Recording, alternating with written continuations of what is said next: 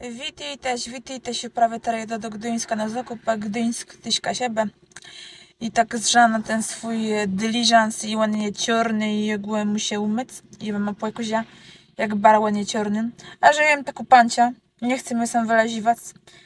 Ty ją musia naleźć taką mejnianie. Chterny mnie sam ładnie umyje ten auto, nie jo, gdzie taką princesę będę mieć swoje auto. To nie są te czasy, to nie są te czasy, żeby taką gwiazdę jak ja musiała sama mieć auto, nie?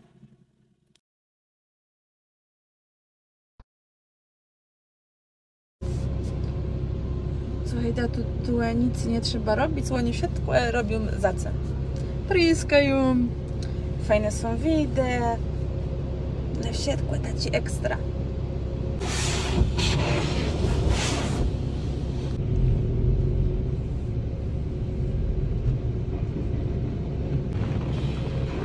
Tu jest taką richtig błyskoteka i otaci coś pierwszy raz widzę na zżytanie.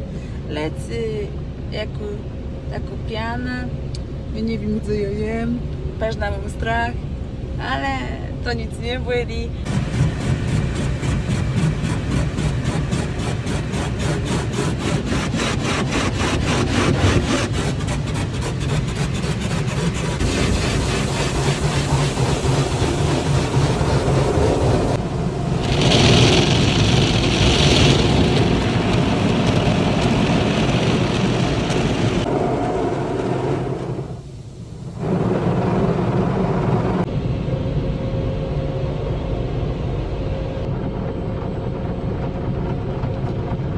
I auto mam umyty.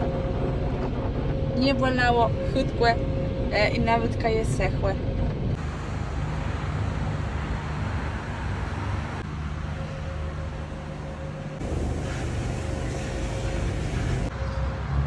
I tu sam wyjście w taci tunel. No widzę, ta hala jest taki dość długi. No i jakby sobie jedzie do końca. Auto jest czyste i sechłe.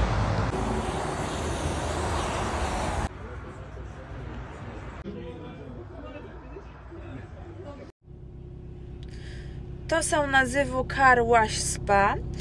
Miejsce są w Gdyńsku na Strasse Słowacigłe. Można wjechać i umyć auto. Będę ja Kasiewsku influencerka.